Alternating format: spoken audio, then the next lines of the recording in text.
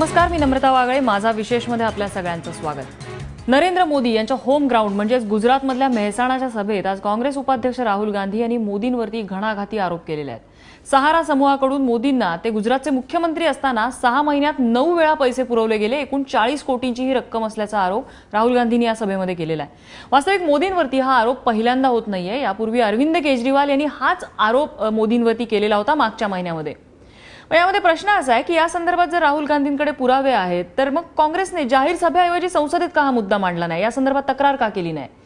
सहारा आणि बिर्ला पेआउटमध्ये काँग्रेस नेत्यांकडे सुद्धा संशयाची सुई आहे. म्हणजे फक्त काँग्रेसच नाही किंवा बीजेपीच नाही, अनेक पक्षांच्या लोकांकडे संशयाची सुई आहे. त्यावर काँग्रेसचा काय स्टँड आहे? आणि यासोबत पंतप्रधान मोदी हे गंगे इतके शुद्ध आहेत अशी प्रतिक्रिया भाजपकडनं आलेली आहे. ते खरोखरच गंगे इतके शुद्ध आहेत का? त्यांच्या प्रतिमेला तडा गेलाय का? की मोदींना सुद्धा सहाराचा सहारा मोदींनी घेतला, जे अनेक लोकांनी सहाराचा सहारा घेतलेला आहे असा आरोप होतोय. त्या प्रकरणात आता मोदींचं सुद्धा नाव येतंय. त्यांच्या प्रतिमेला तडा जातोय का? यामुळे याच विषयी आपल्याला आज चर्चा करायची आहे. त्यासाठी माझ्यासोबत स्टुडिओमध्ये आहेत काँग्रेसचे प्रवक्ते सचिन सावंत. पुण्याहून या चर्चेत सहभागी होत आहेत भाजपचे खासदार अमर साबळे. आपच्या नेत्या प्रीती मेनन शर्मा या देखील या चर्चेमध्ये आपले विचार मांडतील. त्याचबरोबर लोकसत्ताचे संपादक गिरीश कुबेर हे देखील या चर्चेमध्ये सहभागी होत आहेत. मला सगळ्यात पहिल्यांदा जायचं आहे सचिन सावंत यांच्याकडे. सचिन सावंत, याआधी केजरीवालांनी हे आरोप केलेले होते, त्यावेळेला काँग्रेस फार काही बोललं नाही आणि आता एक जवळपास महिना झालाय त्या आरोपांना आणि त्यानंतर काँग्रेस पुन्हा त्याच मुद्द्यावरनं आरोप करते. म्हणजे काय केजरीवालांना कॉपी वगैरे करण्याचा हा प्रकार आहे काय? नाही, पहिली गोष्ट एक लक्षात घ्या, केजरीवालांनी बिर्लाच्या संदर्भामध्ये आरोप केले होते, आज सहाराच्या संदर्भामध्ये आरोप झालेले आहेत. विषय असा आहे की आज संपूर्ण राष्ट्रामध्ये ज्या तऱ्हेनं म्हणजे केजरीवालांनी त्या ठिकाणी जेव्हा बोलल्यानंतर देखील बीजेपीनं काही उत्तर दिलं नव्हतं, परंतु आज संपूर्ण राष्ट्रभरामध्ये ही चर्चा निश्चित आहे. आणि एकंदरच ज्या तऱ्हेनं प्रमुख विरोधी पक्षाचे नेत्यांनी हा प्रश्न मांडलेला आहे त्यामुळे त्याची ग्रॅव्हिटी फार मोठी आहे. विषय असा आहे की कशाही तऱ्हेनं तुम्ही पहा, आज ज्या डॉक्युमेंटच्या संदर्भात आपण बोलत आहोत त्याचं महत्व काय? म्हणजे महत्व याच्यासाठी आहे की ज्या वेळेला आपण याच्या अगोदर मला वाटतं कदाचित जनतेला कळलं असेल किंवा नसेल, पण मी थोडंसं 1 मिनिटं घेईन या संदर्भामध्ये की 2013 मध्ये बिर्लावरती रेड होते. त्या रेडमध्ये त्या ठिकाणी तिथले जे ग्रुप व्हाईस प्रेसिडेंट त्यांची लॅपटॉप घेतला जातो. त्या लॅपटॉपमध्ये पर्सनल ईमेल मिळतं आणि त्या ईमेलमध्ये लिहिलेलं आहे की 25 करोड रुपये गुजरात सीएमला देण्यात यायचं आहे, त्यातले 12 करोड डन आणि बाकीचे देणं आहे. आता हे एक डॉक्युमेंट ज्याच्यावरती ही जी रेड होती ती सीबीआय आणि इन्कम टॅक्स विभागाने दोघांनी जॉईंटली घातली होती.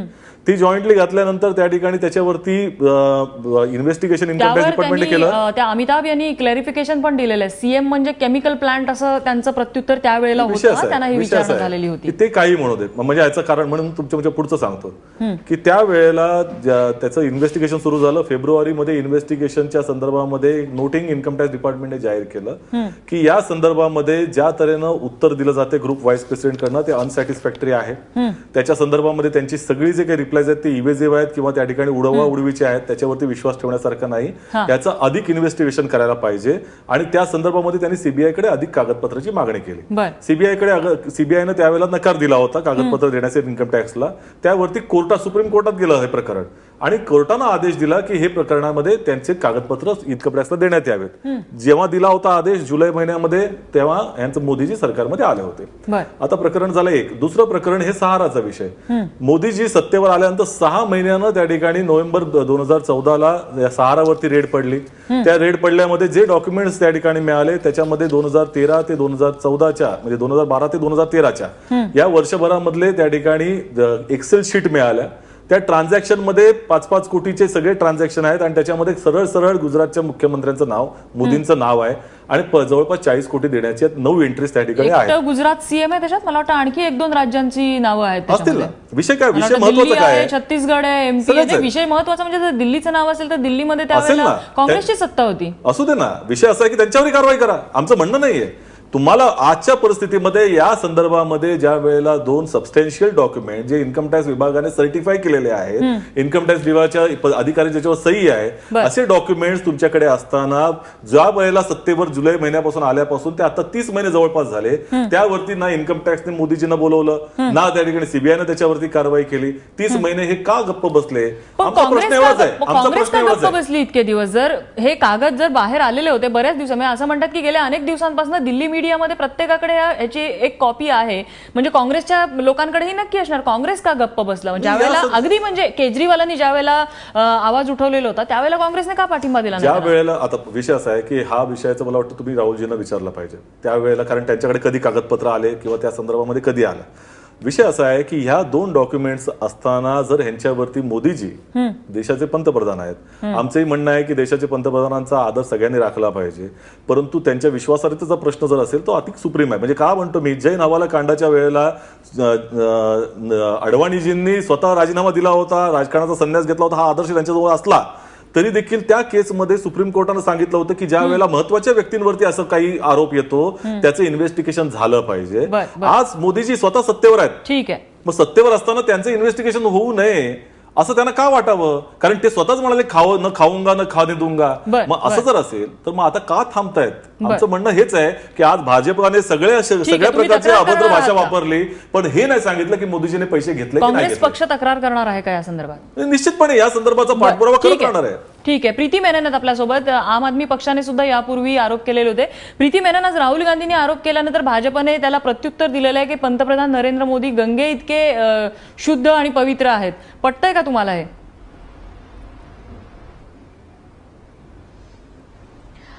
ऍब्सोल्युटली पटत नाही. पण ह्या 2 विषय आहे. एक विषय आहे जे मी आता सांगते, पुढे सांगते, नरेंद्र मोदींचे जे आरोप आहे. पण हे काँग्रेसने जे विषय आज काढला आहे ते आम्ही 15 नोव्हेंबरला विधानसभाचं सत्र घेतलं होतं आणि आम आदमी पक्षाने सहारा आणि बिर्ला डायरी या दोघी आरोप आम्ही पुढे आणले होते. आमच्या आधी प्रशांत भूषणनी हे सुप्रीम कोर्टमध्ये ऍडमिट केले होते, तर हे पब्लिक डॉक्युमेंट्स आहे. सुप्रीम कोर्टमध्ये प्रशांत भूषणनी ते सबमिट केले होते. तर 1 महीना क्यों लगा राहुल गांधी को ये एहसास करने के लिए कि इतना बड़ा आरोप नरेंद्र मोदी जी पे लगा है? ये सच में भारत के लिए एक बहुत बड़ा प्रश्न है. लेकिन आरोपों पे आना, पहली बार ऐसा हुआ है भारत में कि एक पंतप्रधान के ऊपर डायरेक्टली ब्राइब लेने का आरोप लगा है. ये आरोप कितने सीरियस हैं इस बात से पता चलता है कि एयर चीफ त्यागी के ऊपर ये आरोप लगे हैं. किसी के डायरी में लिखा हुआ है कि उन्होंने पैसे लिए और उसकी वजह से आज उन्हें अरेस्ट किया है ऑगस्टा वेस्टलैंड स्कैम में. तो अगर एयर चीफ को अरेस्ट किया है उसी रीजन के लिए कि किसी डायरी में लिखा है उन्हें पैसे दिए, तो यहां पे किसी डायरी में लिखा हुआ है कि नरेंद्र मोदी जी को पैसे दिए, शीला दीक्षित को पैसे दिए, मध्य प्रदेश के चीफ मिनिस्टर को पैसे दिए, तो ये सब लोग अरेस्टेड क्यों नहीं हैं? बहुत जरुरी है की इनके ऊपर एक निष्पक्ष इन्क्वायरी होय, क्योंकि आता जे सध्या स्थिती आहे, सीबीआय अमित शहाला रिपोर्ट करते. सीबीआय ही चौकशी करणारच नाही. जे कमिशनर लावले आहे ते सुद्धा डायरेक्टली आपल्या सिनियर्सला रिपोर्ट न करता ते डायरेक्टली अमित शहाला रिपोर्ट करतात. तर जर इन्कम टॅक्स आणि सीबीआय दोघीही कॉम्प्रोमाइज्ड आहे तर हे खूप गरजेचं आहे की सुप्रीम कोर्ट सुओमोटो कॉग्निझन्स घेऊन याची एक निष्पक्ष इन्क्वायरी करावी. कारण एका पंतप्रधानांवर असे आरोप भारताच्या इतिहासमध्ये कधी झाले नाही आहे. हे खूप मोठा विषय आहे आणि आम्हाला असं वाटतं की पीएमला रिझाईन देणं खूप गरजेचं आहे. एका देशात असे पीएम आम्हाला हवेच नाही की ज्यांच्यावर स्वतःच आरोप आहे. जर आरोप क्लिअर झाले तर ते परत येऊ शकतात. ठीक आहे, अमर साबळे मिश्किल एक हास्य करतायत. पंतप्रधानांच्या राजीनाम्याचा थेट या ठिकाणी मागणी होते, कारण अशा प्रकारचे पहिल्यांदाच आरोप होत आहेत पंतप्रधानांवरती. ही हास्यास्पद मागणी आहे आणि त्यांनी लक्षात घेतलं पाहिजे की सुप्रीम कोर्टामध्ये प्रशांत भूषण यांनी केस दाखल केल्यानंतर कोर्टाने असं सांगितलं की ही अदखलपात्र पुरावा आहे. बर, तर ज्या कोर्टामध्ये प्रशांत भूषण गेलेले आहेत त्याबाबतच जर कोर्टाने जर अशी रिमार्क केला असेल तर बाकी कोर्टाने सोमोटो पुढे जायचा प्रश्नच येत नाही. आणि यामध्ये त्यागींना जी अटक झालेली आहे ते इटालियन कोर्टाने जे रिमार्क केलेले आहेत आणि जे पुरावे ग्राह्य धरलेले आहेत त्याच्या आधारे त्यांना अटक केली गेलेली आहे. नंबर दुसरा मुद्दा असा की ऑगस्ट वेस्टलँड हेलिकॉप्टरच्या प्रकरणामध्ये जेव्हा यांच्यावर आरोप सुरू झाले सभागृहामध्ये आणि भारतीय जनता पार्टीने त्यांच्या चौकशीची मागणी किंवा सभागृहामध्ये चर्चा झाली पाहिजे अशी मागणी केल्यानंतर लोकांचं लक्ष विचलित होण्यासाठी हा मुद्दा राहुल गांधी बोलत होते की मी जर सभागृहामध्ये बोललो तर देशामध्ये भूकंप होईल परंतु त्यांनी जो आरोप केला त्या स्टेजची फळी सुद्धा हल्लेली नाही आणि माईक सुद्धा हल्ला नाही. तर अशा पद्धतीचे बाळभोत आरोप ते करत चाललेले आहेत. त्याच्यामुळं काही नाही, खोदा पहाड निकला चुहा अशा प्रकारचा तो आरोप आहे, तो अदखलपात्र आहे. हे तर सचिन सावंत, म्हणजे अदखलपात्र ते म्हणतात, ते कायदेशीर भाषा आपण बाजूला ठेवूया. मात्र एक नक्की की राहुल गांधींनी दावा केलेला होता की भूकंप वगैरे होईल, पण भूकंप कुठे, म्हणजे प्रत्यक्षात पुसका बाहेर निघाला. ऑलरेडी केजरीवालांनी हे आरोप केलेले होते. कॉपी करतात राहुल गांधी त्यांची फक्त. मला एक गोष्ट कळत नाही. पहिली गोष्ट अशी की या देशाच्या पंतप्रधानांच्या वरती ज्या वेळेला आरोप केला जातो तर त्यानं जर ह्यांना काहीच फरक पडत नसेल तर ह्याच्यापेक्षा लज्जाहीनता कुठली असू शकत नाही. ज्या वेळेला अशा तऱ्हेचे आरोप हे कुठल्या विषयावर केले, मग अशी आता मला वाटतं प्रीती शर्माजींनी म्हणाले की ते डायरीच्या आधारावर नाही आहेत. पण भूकंप होणार, आमच्याकडे पुरावे म्हणजे आहेत, जर पुरावे या कुठे देशाच्या आहेत? पंतप्रधानांवरती जर आरोप केल्यानंतर त्याचे डॉक्युमेंट्स असल्यानंतर जर त्या ठिकाणी भूकंप होत नसेल तर मला असं वाटतं की या संदर्भामध्ये भारतीय जनता पक्ष आज येऊन एवढ्या अभद्र भाषेमध्ये बोलला नसता. नाही, अहो, मुद्दा भारतीय असा जनता आहे की पक्षामध्ये पुरावे फार मोठ्या देणार वगैरे प्रमाणामध्ये सांगितलेलं झालेलं होतं. आहे. विषय असा आहे की जर या प्रकारची संवेदनशीलता या देशामध्ये नाहीये का? अगोदर भारतीय जनता पक्षाने अनेक आरोप केले, त्यावेळेला भारतीय जनता पक्षाची भूमिका काय होती? आजच्या परिस्थितीमध्ये मूळ मुद्दा हा आहे की आज 2 डॉक्युमेंट्स तुमच्या गव्हर्नमेंटच्या कस्टडीमध्ये आहेत, परंतु पहिली गोष्ट त्याचं महत्व काय आहे की डायरी मधले कुठल्या एंट्री नाही आहेत. जसं शर्माजीने सांगितलं की या एका डायरीमध्ये कुठल्या तरी त्या ठिकाणी लिहिलं होतं म्हणून त्यागींना अरेस्ट केलं गेलं. विषय असा आहे की यामध्ये एक ईमेल आहे. ईमेल हे आजच्या परिस्थितीमध्ये जो म्हणजे कोर्टाच्या दृष्टिकोनातून सबस्टॅन्शियल पुरावा मानला जातो. त्याचबरोबर त्या एक्सेल शीट्स आहेत, त्यामुळे त्या काही डायरी मधल्या कुठल्या एंट्री नाहीत. त्याच्यामध्ये लिहिलेलं आहे की यांना कशा तऱ्हेचे पैसे गेलेत.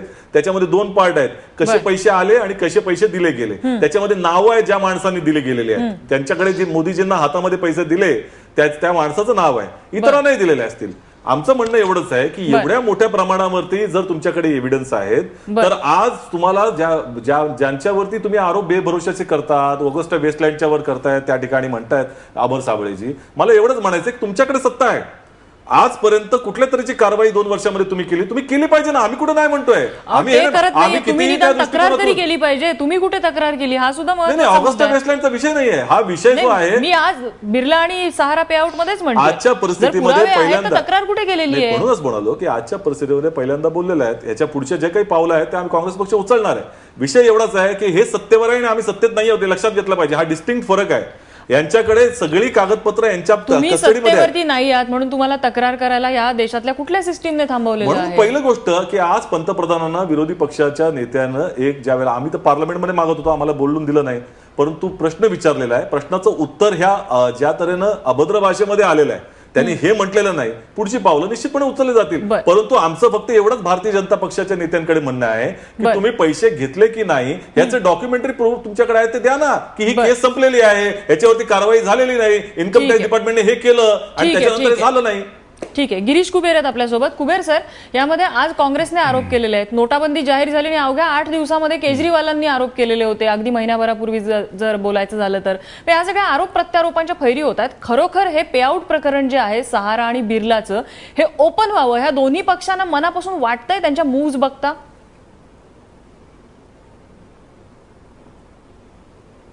नाही, ते खरं म्हणजे खुलं व्हावं किंवा नाही हा मुद्दाच नाही. आपण एक लक्षात गेलो की याच्यामध्ये आपचाही संबंध नाही, काँग्रेसचाही संबंध नाही. त्याच्या आधी इकॉनॉमिक अँड पॉलिटिकल वीकलीने त्यांच्या पूर्णपणे संपादकाच्या नावानिशी हा सगळा लेख आणि पुरावा छापलेला होता. कसे पैसे दिले गेलेत बिर्ला समूहाकडनं, सहारा समूहाकडनं. त्यांची नोव्हेंबरच्या पहिल्या आठवड्यातच ती मुखपृष्ठ कथा होती. त्यामुळे या दोघांचा याच्याशी काही संबंध नाही, पहिली गोष्ट. आणि दुसरी गोष्ट अशी की आपण ही चर्चा खूप अशी भाबड्या पातळीवर करतो की अशी एक मला शंका यायला लागलेली आहे की हे पैसे घेणारे आहेत आणि हे पैसे घेणारे नाहीत. हा प्रकारच नाहीये भारतीय राजकारणामध्ये. सहारा सारखा एखाद्या अगदी फालतू कंपनीचा एवढा मोठा फुगा ज्या वेळेला फुगतो तेव्हा त्या फुग्यामध्ये तो फुगावा यासाठी सगळ्यांनीच हवा भरलेली असते. मग तो भाजप असेल, काँग्रेस असेल, तिकडे समाजवादी पक्ष असेल. त्यामुळे या सगळ्यांचा हात लागल्याशिवाय समाजवादी किंवा हा सहाराचा हा एवढा मोठा फुगा फुगलाच नसता. 25,000 कोटींची रुपये तुम्ही भरपाई द्या तुमच्या ग्राहकांना असं सर्वोच्च न्यायालय सांगतं आणि हे दिल्ली सांगतात. 25,000 कोटीचा एवढा मोठा घोटाळा होतो, सर्वपक्षीय हात लागल्याशिवाय होऊच शकत नाहीये. त्यामुळे मोदींनी घेतलेले असतील किंवा नाही याची शहानिशा होईल तेव्हा होईल, पण घेतली असल्याची शक्यता फेटाळण्याचं काहीही कारण नाहीये. दुसरा मुद्दा. तिसरा मुद्दा यातला असा की भाजपने सांगितलं की गंगे इतके पवित्र आहेत. खरं म्हणजे भाजपला माहीत असायला हवं, त्यांच्याच खात्यामध्ये त्यांच्याच सरकार असल्यामुळे गंगेची काय अवस्था आहे माहितीये. गंगेसारखी एकदम घाणेरडी नदी कुठली यावेळेला भारतामध्ये असणार नाही खरं म्हणजे. गंगेसारखे पवित्र आहेत म्हणजे काय हा प्रश्न होऊ शकतो. त्यामुळे ही चर्चा ही मला असं वाटतं की या पक्षाच्या अनुषंगानं न होता, देवाणघेवाणीच्या अनुषंगानं न होता, राजकीय पक्ष आणि उद्योग घराणी यांच्यातले संबंध अशा पद्धतीनं झाली तर मला असं वाटतं की त्याच्यामध्ये थोडासा एक पुढे आपल्याला जाता येऊ शकेल. कारण कालच जी निवडणूक आयोगाने जी सूचना केलेली आहे, निवडणूक आयोग, राजकीय पक्ष आणि त्यांच्या देणग्या, हा संबंध इथे आहे. त्यामुळे कुठल्याही राज्यातला, आपल्या देशातला मुख्यमंत्री हा उद्योगपतींकडून देणग्या घेतल्याशिवाय राहू शकत नाही. भले आता सावंत विरोधी पक्षात आहेत म्हणून त्यांना बोलता येणार नाही, अमर साबळे यांनाही हा सगळा देवाणघेवाणीचा व्यवहार माहिती नाही असं म्हणता येणार नाही, आणि बाकी त्यामुळे ही जी सगळी चर्चा आहे मला असं वाटतं की या दिशेने व्हायला हवी, आणि ते जर केलं तर आपण सत्याच्या बऱ्यापैकी जवळ जाऊ शकू. याच्यामध्ये मी एकच गोष्ट सांगेन. पहिली गोष्ट अशी की देणगी आणि या संदर्भामध्ये लाच ह्याच्यामध्ये डिस्टिंक्ट फरक आहे, आणि तो मला असं वाटतं की जो इन्कम टॅक्स किंवा सीबीआय या संदर्भामध्ये अधिक चांगल्या पद्धतीने सांगू शकेल. विषय असा आहे की या संदर्भामध्ये ते जर चांगल्या पद्धतीने सांगायचं असेल तर त्याच्याबद्दल इन्क्वायरी झाली पाहिजे असं आमचं म्हणणं आहे. आणि एकच सांगतो विषय असा आहे की या संदर्भामध्ये निश्चितपणे राजकारण आणि उद्योजकांचा काही एक संबंध येत असतो.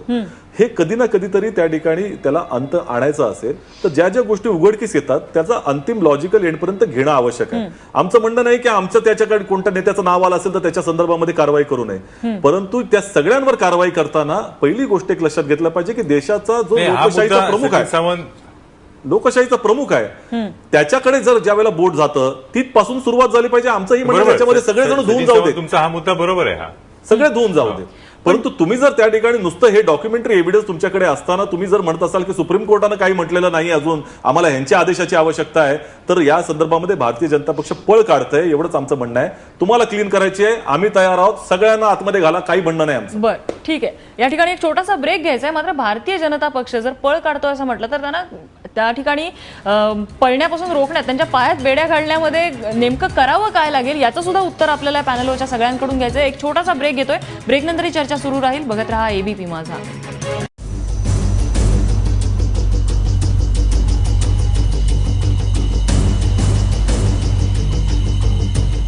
ब्रेकनंतर आपलं स्वागत. आपण पाहत आहे माझा विशेष. आपली चर्चा सुरू आहे, मोदींनीही सहाराचा सहारा घेतला का? कारण आरोप झालेले आहेत आज, विशेषतः राहुल गांधींनी करोडो रुपये मोदींना, ते जेव्हा गुजरातचे मुख्यमंत्री होते त्यावेळेला सहारा समूहाकडनं पोहोचलेले आहेत असा आरोप केलेला आहे. ब्रेक पूर्वी सचिन सावंत यांनी सांगितलं की ज्या प्रकारे हे चाललेलं आहे, ज्या दिशेला हे चाललंय त्या ठिकाणी त्यांना वेसण घालणं गरजेचं आहे. मात्र ही वेसण घालायची कशी? प्रीती मेनन यांना ब्रेक पूर्वी काही मुद्दा मांडायचा होता. प्रीती मेनन. मला हे सांगायचं होतं की जे आता भाजपाचे खासदार इकडे आहेत तुमच्या चर्चेत, त्यांनी सांगितलं खोदा पहाड निकली चुईया. हे म्हणणं खूप चुकीचं आहे. जर पंतप्रधानांनी 1 रुपयाची लाच सुद्धा घेतली तर ते खूप मोठा मुद्दा आहे. असं सांगणं की ते एकदम हे इम्पॉर्टंट मुद्दा नाही आहे आणि याच्यावर काहीच डिस्कशन होणे गरजेची नाही आहे, ते खूप इन्सल्ट आहे डेमोक्रेसीची आणि भारताच्या जनतेची. जर पंतप्रधानांवर असा इतका मोठा आरोप लागला आहे की त्यांनी लाच घेतली, किती अमाऊंटची लाच घेतली ते मुद्दा नाही आहे. मुद्दा आहे की त्यांनी लाच घेतली, त्यांनी ब्राईब घेतली असा आरोप झालेला आहे. त्याच्यावर एक निष्पक्ष इन्क्वायरी व्हावी हे खूप गरजेचं आहे. आणि आम्हाला सगळ्यांना माहित आहे की आता इन्कम टॅक्स टोटली कॉम्प्रोमाइज्ड आहे. ते अरुण जेटलीच्या ऑफिसहून चालत आहे, ते इन्कम टॅक्स असे इंडिपेंडंट चालत नाही. तर ते त्या चौकशीत 1.5 वर्ष झाले आहे आणि पुढे काहीच गेलं नाही आहे त्या चौकशीत. इनफॅक्ट त्याचे ऑफिसर्स त्यांनी बदलून जे कम्फर्टेबल ऑफिसर्स असेल त्यांना तिकडे ठेवलं आहे, आणि जे मिस्टर संधू होते त्यांना काढून चेन्नईला पोस्ट केलं कारण ते अनकम्फर्टेबल प्रश्न विचारत होते. तर आता ह्या स्थितीमध्ये जर पंतप्रधानांवर आरोप लागले आहे, कोण चौकशी करणार, कशी चौकशी होणार, हे देशावर एक मोठा मुद्दा आहे. अमर साबळे, प्रॉब्लेम काय आहे? जर आता आरोप लागलेलेच आहेत तर पंतप्रधानांनी समोर येऊन त्याचं उत्तर द्यावं ना. पंतप्रधान बोलत का नाहीयेत किंवा या संदर्भात चौकशी किंवा काही त्याबद्दल काहीच कारवाई होताना दिसत नाहीये? हे आरोप बिनबुडाचे आहेत. राहुल गांधींना वैफल्यग्रस्तता आलेले आहे. देशामध्ये अमर साबळे, या संदर्भात कोर्टात केस सुरू आहे, कागदपत्र आहे, तुम्ही तेच बिनबुडाचे सांगतो ना कसे मी. म्हणता आरोप? तेच तुम्हाला सांगतो ना की सुप्रीम कोर्टाने सांगितलं की हा पुरावा अदखल पात्र आहे. सुप्रीम कोर्टापेक्षा प्रीती मेनन मॅडम मोठ्या नाहीत आणि सावंत साहेब पण मोठे नाहीत. मी सुप्रीम कोर्टाने जे रिमार्क मारले ते सांगतो मी. परंतु काय माहितीये का, साबळे साहेब, काँग्रेस नकशिकांत भ्रष्टाचारामध्ये बुडालेली आहे. मग तो 2G स्पेक्ट्रमचा घोटाळा असू द्या, कॉमनवेल्थचा घोटाळा असू द्या, कोळसा घोटाळा असू द्या. साबळे साहेब, काँग्रेसनी तुमचं काय 30 केलं महिने त्याचं? सरकार आहे, एका आपण माणसाला तुम्ही आतमध्ये टाकू शकला नाहीत काँग्रेसच्या. आज माझं ऐका ना, अमर साबळे, टाका ना आतमध्ये. काँग्रेसने हे सगळं केलेलं आहे म्हणून अरे पण तुम्ही जनतेने टाका ना. तुम्हाला निवडून दिलं ना. हो, म्हणून आता तुम्ही तेच पण त्याच म्हणतो मी. पावलावरती नाही, चालायला नाही, लागला तर पहिले- कसं पहिले- होणार? नम्रता नाही, एकच त्या प्रश्न पावलावर अमरजी, चालताना मी माझं पुढचं म्हणणं साबळे ऐका ना साहेब, फक्त. साबळे साहेब, माझं एकच पुढचं प्रश्न म्हणणं- विचारतो. तुम्ही ऐका ना. बोलताना तुम्ही बोलताना मी कधी अहो, मध्ये प्रश्न बोललो तुम्हाला नाही. सचिन विचारतो. सावंत यांना मुद्दा पूर्ण करू दे. अमर साबळे बोला. माझा मुद्दा तर होऊ द्या. माझा मुद्दा होऊ द्या. मी काय म्हणतो की आता एवढा मोठा भ्रष्टाचार केल्यानंतर काँग्रेस जी पातिव्रत्याची भाषा करते हे मला सुकावणार आहे. कारण सत्ता गेल्यानंतर माणूस एवढा जमिनीवर येऊ शकतो याचा अनुभव मला चांगला वाटतो. परंतु जे आरोप बिनबुडाचे आहेत त्याबद्दल पंतप्रधानांनी खुलासा द्यायची गरज नाही.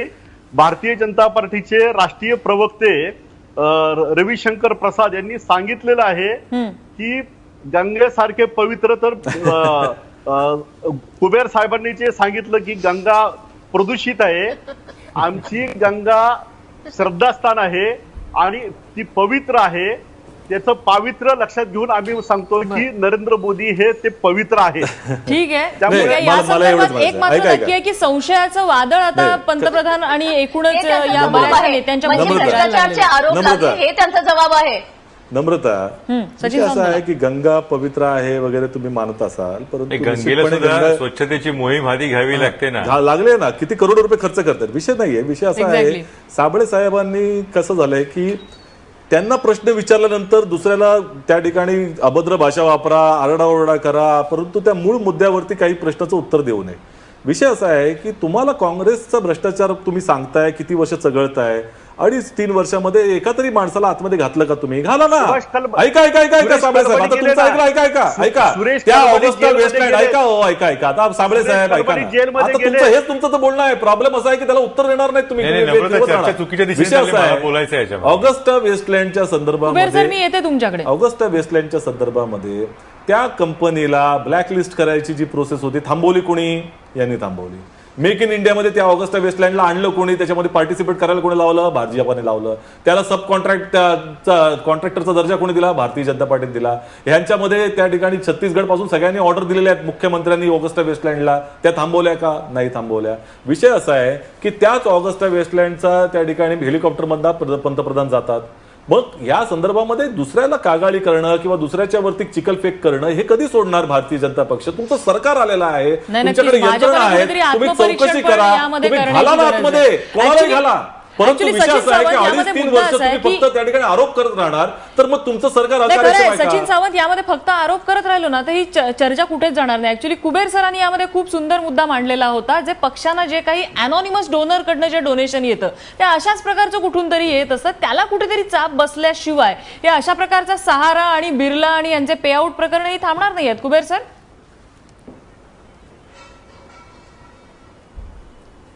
आणि तोच महत्वाचा मुद्दा वाटतो याच्यामधला मला. आणि एक हिंदीमध्ये एक खूप छान म्हण आहे, ती मला या निमित्ताने सांगायलाच हवी असं वाटतंय. हमाम में सब नंगे. त्यामुळे हे जे सगळे सांगतायत ना की यांनी काही पाप केलेलं नाही किंवा त्यांनी काही घाण घेतलेली नाहीये. साबळेंचा युक्तिवाद त्या भाजपच्या नवीनच पद्धतीप्रमाणे आहे की काँग्रेसने इतक्या वर्षात घाण केली. अरे मुद्दा तो नाहीये, मुद्दा तुम्ही काय करताय हा आहे. आणि तेही जर त्याच मार्गाने जात आहेत आणि तोच मार्ग त्यांना घ्यावा लागणार आहे, कारण त्याच्याशिवाय काही पर्याय नाहीये. त्यामुळे ही जी यांची मांडणी आहे ना, हीच मुळामध्ये चुकीची आहे. आणि हा जो सगळा एक आव आणला जातोय की मी नाही बाई त्यातली, हे जे सगळं भाजपकडनं केलं जात आहे ना, त्याचा फुगा हा हळूहळू असा पद्धतीनं फुटतोय. मगाशी ते असं म्हणाले की राहुल गांधीने ऑगस्टा वेस्टलँडच्या प्रकरणाचं लक्ष वेधण्यासाठी ते केलं होतं. हा अगदीच बालिश मुद्दा झाला. पण ऑगस्टा वेस्टलँड प्रकरण आता आणलं गेलं कारण त्यांनी ते काही निश्चलीकरण नावाचा एक वेडपट प्रकार जो केलेला आहे, त्याच्यावरनं लोक जे रागावलेले आहेत, त्याच्यावरनं लक्ष वेधण्यासाठी म्हणून ते प्रकरण आणलं. त्याच्यावरनं लक्ष वेधण्यासाठी राहुल गांधींनी आता हे नवीन प्रकरण आणलं. म्हणजे दोन्ही पक्ष हे एकाच लायकीचे, एकाच पद्धतीने जाणारे आणि एकच गुणधर्म दाखवणारे आहेत, हेच त्यातनं सिद्ध होतं. लोकांनी मला असं वाटतं की हा महत्वाचा धडा यातनं घ्यायला हवा. सचिन सावंत. नाही, पहिली गोष्ट अशी की या संदर्भामध्ये निश्चलीकरणाचा मुद्दा जर म्हणजे कुबेर साहेबांचा आदर राखून बोलतो की त्याच्यामध्ये डायव्हर्ट करण्यासाठी निश्चितपणे यांनी ऑगस्टा वेस्टलँडचा विषय आणला. 2 वर्षानंतर अटक झाल्या त्यागींचा विषय असा आहे की त्याच्यापासून डायव्हर्ट करण्याचा विषयच येत नाही. विषय असा आहे, आम्हाला काय म्हणायचं की ऑगस्टा वेस्टलँडच्या विषयावरती तुम्ही किती वर्ष चर्चा करणार? तुम्ही त्या कंपनीला ब्लॅकलिस्ट करत नाही, तुम्ही त्याला उलट त्या ठिकाणी चांगल्या तऱ्हेनं रेड कार्पेट ट्रीटमेंट देताय आणि मग नंतर ह्या सगळ्या मुद्द्यांवरती अंतिम स्वरूप भाजप केव्हा आणणार? तुम्ही भ्रष्टाचाराचे आरोप बोलताय, सगळ्या प्रेस कॉन्फरन्समधून बोलताय. सरकार तुमचं आहे, तुमच्याकडे चौकशी यंत्रणा आहे, सीबीआय तुमची आहे, तुम्ही कारवाई करत नाही, कोर्टामध्ये घेऊन जात नाही, प्रकरणं अंतिम स्वरूपात आणणार नाही, फक्त राजकीय दृष्ट्या याचा वापर करून त्या ठिकाणी दुसऱ्यावरती चिकलफेक करायचा हा कार्यक्रम चालू आहे. आमचं म्हणणं असं आहे की आज या ठिकाणी भारतीय जनता पक्ष ज्याची भूमिका खाने दूंगा न खाऊंगा असं मोदींनी सांगितलं, चौकीदार म्हणून मी आलेलो आहे, या देशाचं कुंपणाचा त्या ठिकाणी मी रक्षण करता आहे, असं असताना आज तुमच्या नावावरती बॅलन्स शीट मध्ये 40 कोटी सहाराची दिसत आहेत, 12 कोटी त्या ठिकाणी बिर्लाचे दिसत आहेत. ह्याचं उत्तराचे 2 त्या ठिकाणी तुम्हाला डॉक्युमेंट त्या इन्कम टॅक्सच्या अधिकाऱ्याने साईन केलेले दिसत आहेत. त्याची चौकशी त्या ठिकाणी सुप्रीम कोर्टाने आदेशाने सीबीआयने डॉक्युमेंट द्यावेत असं दिलेलं आहे. सिरियस सांगितलेला आहे विषय. असं असताना तुम्ही जर करत नसाल तर आम्ही तुम्हाला प्रश्नही विचारू नये की तुम्ही का करता. तुम्ही तो केलेला तो विकास, आम्ही तो केलेला भ्रष्टाचार, आणि तुम्ही तो केलेला भ्रष्टाचार हा भ्रष्टाचार नाही, आम्ही त्या ठिकाणी विकासाकरता केलेला पाऊल उचललेला आहे, असंच दाखवत राहणार का तुम्ही? विषय असा आहे की आज आम्हालाही काळजी आहे ना, मोदीजी देशाचे पंतप्रधान आहेत, या देशाचे लोकशाहीचे प्रमुख आहेत, त्यांच्या एखाद्या प्रतिमेवरती जर प्रश्नचिन्ह उपस्थित झाला असेल, प्रश्नचिन्ह उत्तर द्या. उपस्थित झालं असेल तर त्यांनी ते त्यांनी फेस चौकशी करायला केली, हवं, स्वतःहून त्या सांगितलं संदर्भात पाहिजे. उत्तरं दिली पाहिजेत.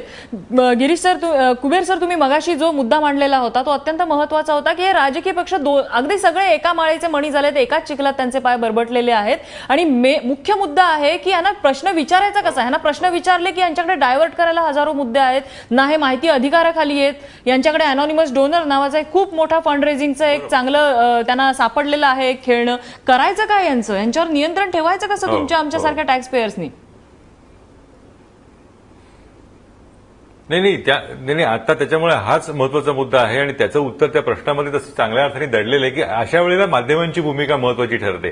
माध्यमांनी कुठला पक्ष सत्तेवर आहे हे न पाहता यांना जास्तीत जास्त उघडं करणं, हे यांचेही पाय कसे मातीचे आहेत, त्यांचेही पाय कसे मातीचे आहेत हे दाखवत राहणं. कारण या लोकांना पटतच नाही, या देशामध्ये मतदारांमध्ये अशा पद्धतीनं यांनी वातावरण निर्माण केलेलं आहे की हे सगळे संतसज्जनच एकत्र आलेले आहेत आणि देशाचा उद्धार वगैरे करणार आहेत. मग तो निश्चलीकरणाचा निर्णय असेल किंवा आणखी काही सर्जिकल स्ट्राईक सारखा अचरट निर्णय असेल, त्याच्यामुळे यांना सगळ्यांना तो लोकांमध्ये जो एक भ्रम तयार झालेला आहे ते फोडण्याचं काम मला असं वाटतं की पक्षांपासून दूर राहून माध्यमांना करावं लागेल. तर दुसरा पर्यायच राहिलेला नाही. न्याय व्यवस्था हा एक मार्ग आहे, पण प्रत्येक नागरिक काही न्याय व्यवस्थेकडे जाऊ शकत नाही. तर प्रसार माध्यमांनी चोखपणे आपली भूमिका बजावणं, पेड न्यूज न करणं, या पद्धतीनंच मला असं वाटतं की लोकांसमोर जागृती तयार करणं हाच मार्ग या क्षणाला आपल्याला हातामध्ये उपलब्ध आहे. बरं, माझा खरं तर वेळ संपत आलेला आहे, मात्र प्रीती मेननना काही बोलायचं आहे. आपने सुद्धा पार्टी विथ डिफरन्स अशीच एंट्री मारली होती राजकारणामध्ये. वेगळं काय करणार तुम्ही हे थांबवायला?